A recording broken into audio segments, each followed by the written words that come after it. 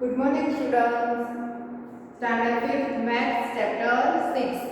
तो हमने वर्कबुक में क्वेश्चन नंबर 6 तक देखा था। आज देखेंगे क्वेश्चन नंबर 7।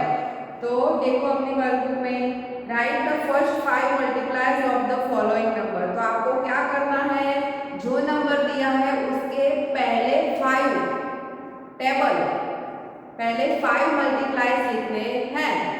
कोई भी नंबर हो उसके 5 मल्टीप्लायर्स लिखने हैं, 1 से शुरू करना है मल्टीप्लाई करना। तो देखो आपकी बुक में एग्जाम्पल दिया है उसी प्रकार से ही करना है। तो मैं यहाँ शुरू करती हूँ। तो पहला 6 1 जा 6, 1 से शुरू किया मैंने मल्टीप्लाई करना। 6 2 जा 12, 6 3 जा 18, 6 4 जा 24 और 6 5 जा 30। तो ये फर्स्ट 5 कहाँ है, फर्स्ट 5 मल्टीप्लाई। तो ये फर्स्ट 5 मल्टीप्लाई हुए। ऐसे 10 भी बोल सकता है, 11 भी बोल सकता है, 6 भी बोल सकता है। आपको जो बोले फर्स्ट 6 करे तो आपको 6 तक लिखना है, 7 करे तो 7 तक लिखना है, 3 करे फर्स्ट 3 मल्टीप्लाई लिखो तो आपको उतने तक ही लिखना है, पीछे पूरा लिखना नहीं है टेबल। जिस प्रकार से आपको यहाँ कहे फर्स्ट 3 कहे, फर्स्ट 2 कहे, फर्स्ट 5 कहे, फर्स्ट 4 कहे तो 4 लिखने हैं, 4 कहे तो 4 लिखना है, 5 कहे तो 5 लिखना है। यहाँ हमको 5 बोला है यानी हम 5 मल्टीप्लाइज लिखेंगे। तो आंसर क्या होगा, तो ये जो पीछे लिखे हैं वो उसके मल्टीप्लाई हुए 6 12 18 24 एंड 30, ये उसके मल्टीप्लाई हुए। अब उसी प्रकार 15 का टेबल लिखो। 51 जा 15, 15 2 जा 30, 15 3 जा 45, 15 4 जा 60, 15 5 जा 75। तो 15 के मल्टीप्लाई कौन से बनेंगे, 50 30 45 60 75, 30 45 60 75। इस प्रकार से 15 के मल्टीप्लायर्स बनेंगे। इसी तरह बाकी के सम आपको गिन लेने हैं, एकदम इजी है।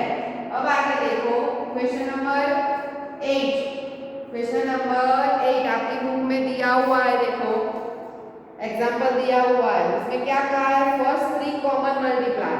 तो पहले 3 कॉमन मल्टीप्लाइड आए तब तक आपको मल्टीप्लाइज लिखने पड़ेंगे। तो मैं आपको समझाती हूँ, एग्जाम्पल दिया है वैसे। तो देखो क्या करना है, 2 and 6। तो पहले 2 के मल्टीप्लाइज लिखेंगे और 6 के मल्टीप्लाइज लिखेंगे इस तरह से, और फिर दोनों में से क्या करेंगे, कॉमन निकालेंगे। तो कॉमन में क्या होना चाहिए, 3 कॉमन निकलने चाहिए, पहले 3 कॉमन निकलने चाहिए। तो मैं यहाँ लिखती हूँ सीधा डायरेक्ट 2 का टेबल। आप टेबल लिखना है यानी डायरेक्ट लिख सकते हो। 2 1 जा 2, 2 2 जा 4, 2 3 6, 2 4 जा 8 10 12 14 16 18 20 22 24 26 28 30। यहाँ तक लिखा और मैं 6 का लिखती हूँ। तो 6, फिर क्या आएगा 12 18 24 30 36 42 48 54 16। अब देखो इसमें कॉमन निकालना है, क्या करना है, कॉमन निकालना है। तो कॉमन कौन कौन से निकलेंगे, तो देखो पहला 6 मैं सर्कल बनाती हूँ, फिर 12, फिर 18, फिर 24, फिर 30 है। ये सभी कॉमन है और आगे लिखोगे तो बहुत सारे निकलेंगे कॉमन। जब तक आगे 2 का टेबल चालू रखोगे आगे और और 6 का, तो क्या हो गए, बहुत सारे निकलेंगे, पर हमें क्या कहा है, फर्स्ट 3, तो पहले से शुरू किया तो पहला कौन सा आता है, 6। पहले 18 लिखने नहीं जाना है, पहले कौन सा लिखेंगे, आगे से देखना है, पहला कौन सा नंबर कॉमन है, 6। फर्स्ट 3 कॉमन बोला है हमको, तो कॉमन मल्टीप्लाई, तो कौन सा है पहला, 6, फिर उसके बाद कौन सा आता है, 12 सेकंड नंबर में, और थर्ड नंबर में कौन सा आएगा, 118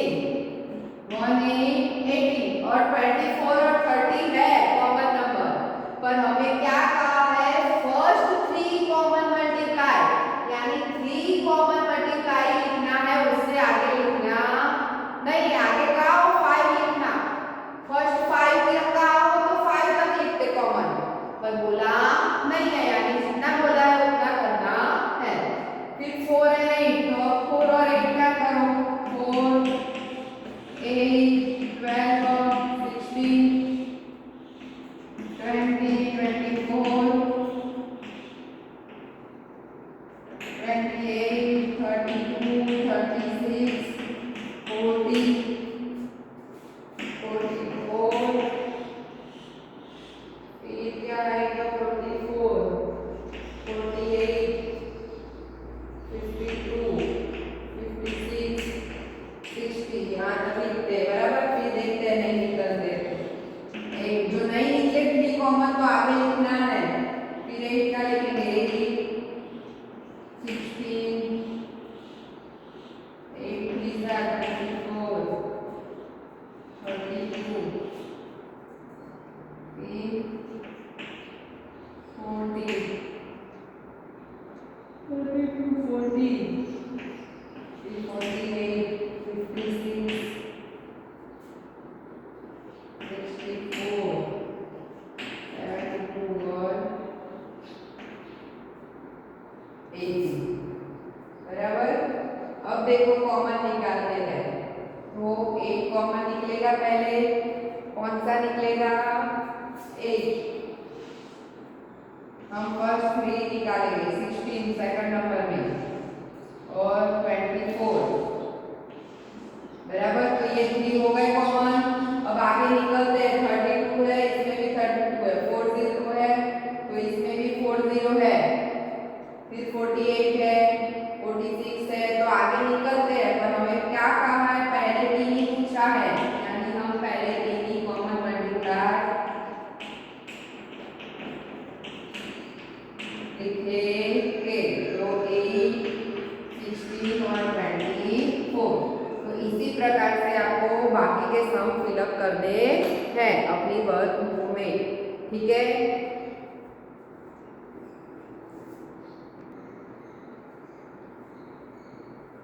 अब देखो आगे क्वेश्चन नंबर 9, तो उसमें भी मैंने आपको समझाया कि पहले क्या करना है, find the common factor of the following number for example, तो फैक्टर्स लिखने हैं दोनों नंबर के और उसमें से कॉमन फैक्टर्स निकालने हैं, मैंने हमने आगे क्वेश्चन नंबर यहाँ 6 में देखा था, उसी प्रकार से क्वेश्चन नंबर 9 करना है। अब देखो आगे क्वेश्चन नंबर 10, तो factor make factor tree as पर एग्जाम्पल, तो एग्जाम्पल में ट्री में फैक्टर्स बनाए हैं वो हमें करना है, तो हम करते हैं। देखो यहाँ पे ट्री के हिसाब से ट्री बनना चाहिए, तो सबसे पहले नीचे क्या लिखेंगे, 28, तो मैंने आपको टेक्स्ट बुक में समझाया था कि किस तरह से करना है, तो 28 का कोई भी फैक्टर लेना है, 28 का क्या करना है, कोई भी एक फैक्टर्स लेना है, तो 2 से करते हैं 28 को, तो कौन से नंबर में आएगा, 2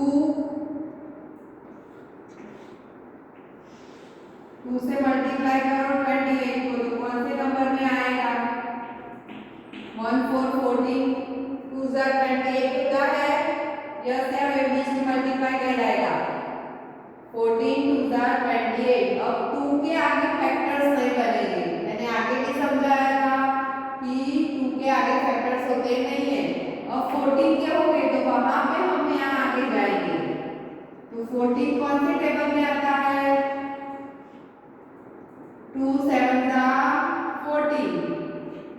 तो अब देखो 2 के आगे फैक्टर्स बनेंगे नहीं, 7 भी कोई भी टेबल में आता नहीं है, तो ये क्या हुए उसके फैक्टर्स बने। इसी तरह ये ट्री जैसा बनाया हमने। अब देखो 72 क्या है? 72, तो पहले हम 72 लिखेंगे। अब देखो 72 कौन से टेबल में आता है? 72 कौन से टेबल में आता है? 9 8 72 होता है। यस या नो? यस।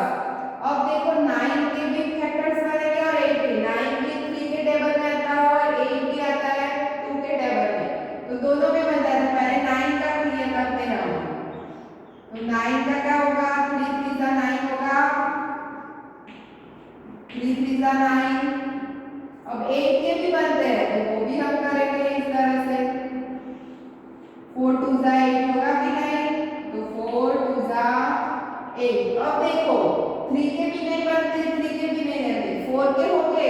2 के टेबल में 4 आता है तो हम बनाएंगे। तो आगे भी बनेंगे 2 के 4 के, तो हम बनाएंगे। जब तक बनता है तब तक जाना है और जिसका बनाना है वही नंबर पे एरो करके करना है, दूसरे नंबर पे नहीं होना चाहिए। 4 का दिया तो 4 के ही ऊपर करना है। मैंने यहाँ 9 का दिया तो 9 के ऊपर ही 2 एरो करके किया। 8 में दिया तो 8 के ऊपर ही बनाया, 2 के ऊपर नहीं है तो नहीं करना है। ठीक है, तो इस प्रकार से 72 का होगा। अब देखो सॉल्व द फॉलोइंग। तो आपकी बुक में इसी तरह दूसरे सम कर देते हैं ट्री वाले। अब देखो सॉल्व द फॉलोइंग, तो उसमें गार्डन वाला है, मैंने आपको समझाया है बुक में। फिट वाला तो 3 4 और 5 के मल्टीप्लाई निकालने, उसमें से कॉमन मल्टीप्लाई निकालना है तो आ जाएगा। फिर क्या करना है? नीरज वांट टू ले टाइल्स। इसमें क्या करना है? जो फिट दिया है उसको नीचे वाले फिट से देखना है कि डिवीजन हो सकेगा, तो वही टाइल्स, उस प्रकार की टाइल्स लेंथ और ब्रेथ की लेनी पड़ेगी। हम देखते हैं तीसरा, वो डिफरेंट प्रकार का है इसलिए वो समझाती हूँ आपको। तो रकम पढ़ते हैं। The size of the floor of the Jagdishbhai kitchen is the, समझ लो कि ये किचन है, उसकी साइज कितनी है? 300 सेमी और 200 सेमी, इतनी साइज का ये किचन है। 200 और 300 सेंटीमीटर का ये किचन है। He wants to lay the floor with tiles। तो यहाँ किचन में फ्लोरिंग करना है, नीचे टाइल्स लगानी है। How many square tiles of the 20 लगे? तो देखो यहाँ किचन में वो टाइल्स लगाता है इस तरह से, एक एक टाइल्स। तो वो एक टाइल्स है, यहाँ एक टाइल्स है वो 20 सेंटीमीटर की है। तो टाइल्स समझ लो कि स्क्वायर में होती है। टाइल्स क्या होती है? स्क्वायर में। तो लेंथ भी 20 होगी और ब्रेथ भी 20 होगी।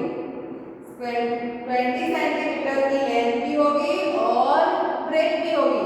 तो वो यहाँ उसको कितनी टाइल्स लगानी पड़ेगी टोटल? एक टाइल्स कितने सेंटीमीटर की है और यहाँ किचन इतना बड़ा है, तो टोटल कितनी साइज टाइल्स उसको लगानी पड़ेगी। तो क्या करेंगे?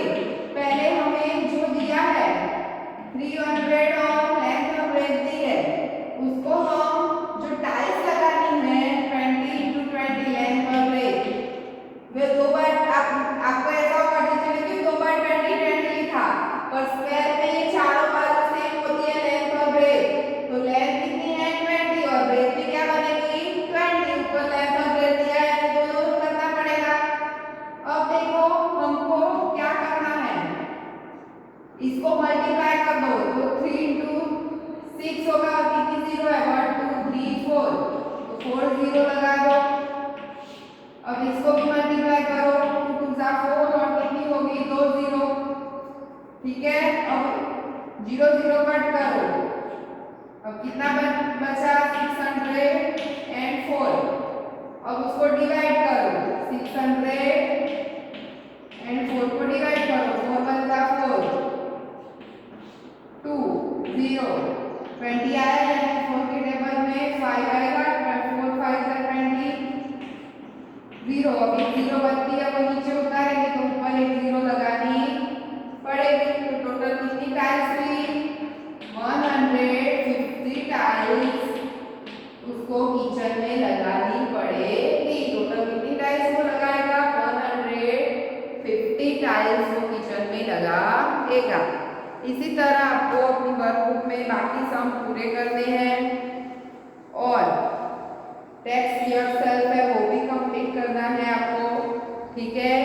इस तरह से आपको वर्कबुक में चैप्टर नंबर 6 पूरा कंप्लीट करना है। इसकी पीडीएफ में आपको भिजवा दूंगी।